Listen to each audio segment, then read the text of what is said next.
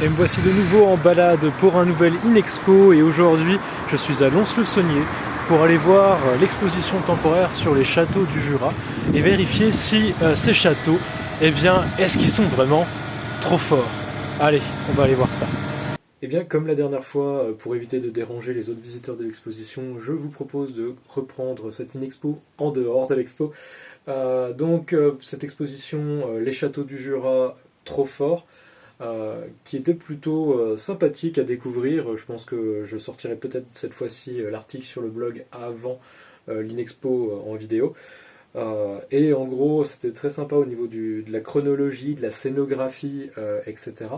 Parce qu'en fait, vous aviez cette espèce de grande structure dans la première salle qui venait à un peu séparer la pièce en deux, dans laquelle eh bien, vous aviez les différents types de fortifications que l'on pouvait retrouver dans le Jura, avec notamment les sites de hauteur qu'on retrouve avant le Moyen-Âge notamment. Voilà. Puis un des éléments un peu phares, etc., c'est les castrales. Donc vous avez en plus de ça une maquette assez sympathique pour pouvoir montrer justement à quoi pouvaient ressembler des mottes un peu grandes, parce que pour le coup, certaines n'étaient pas aussi développées que ce qui est présenté sur la maquette, avant de justement s'attaquer au château fort, comme on l'entend régulièrement, avec les constructions, avec d'ailleurs il y a une petite maquette à monter comme ça, sur comment, quel métier associé à tel élément de construction. Et chose assez rigolote, c'est que en fait sur la grand élément de scénographie qui servait à séparer la première salle en deux, vous aviez d'un côté juste un espèce de mur avec la frise chrono notamment, qui est plutôt sympathique, mais de l'autre côté, c'est là où c'était plus chouette, vous aviez au-dessus des créneaux, etc. Et notamment vous aviez des petits soldats, il y avait deux petits soldats de dessinés au-dessus. Ça c'est plutôt chouette. Vous aviez une porte aussi qui était dessinée dans les parties basses, et vous aviez aussi une arbalétrière, une meurtrière plutôt, qui était creusée dans cette structure et dans laquelle on pouvait aller regarder justement un peu comme si on avait vu à travers, voir un petit peu justement les environs d'un des châteaux, voilà, du Jura. Alors je ne sais plus lequel exactement ils se sont inspirés pour le paysage, mais potentiellement je l'aurais filmé et je mettrai la séquence, vous l'aurez vu juste avant. Mais sinon, la suite de l'exposition, elle se poursuit dans une deuxième salle, et justement on rentre par une porte qui est dessinée justement par un château, et en fait c'est vraiment les habitants du château, qu'est-ce qu'on y fait, etc., qui vont être traités dans cette deuxième partie. Vous avez bien sûr une partie sur la cuisine qui commence, et d'ailleurs chose assez sympathique, je pense que je vais vous mettre la vidéo, ils ont un petit élément de médiation où c'est un petit écran avec une loupe binoculaire un peu, enfin une loupe numérique, et en fait quand vous tournez vous avez différents grains et on vous propose d'essayer de retrouver quel grain est présenté là. Vous en avez 6, voilà, qui passent normalement là pendant que je parle.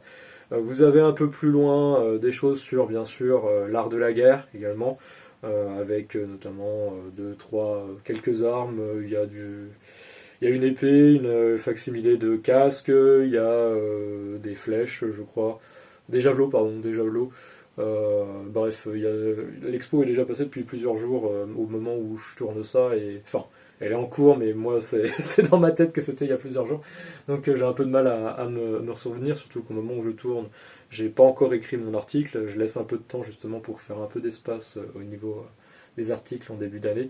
Mais voilà, enfin, et puis après on continue à avancer, il y a des trucs juridiques, bref.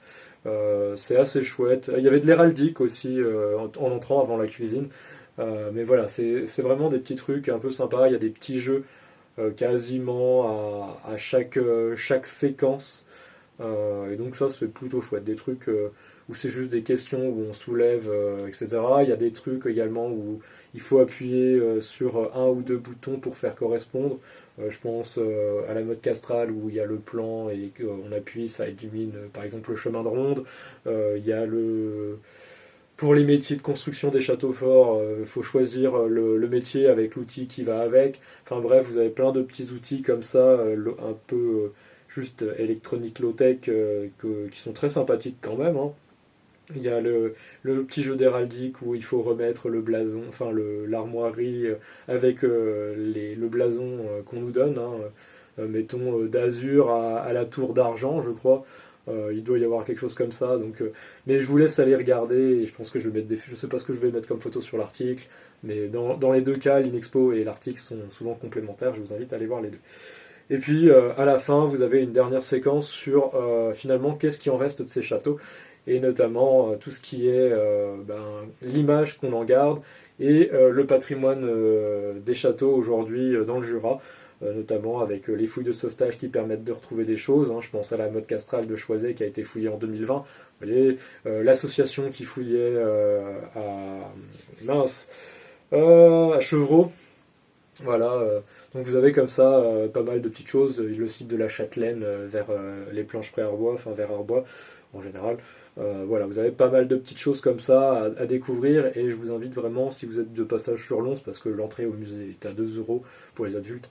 En plus, il y a des animations assez régulièrement. Le coup où j'y étais, il y avait une activité sur les blasons, sur les armoiries.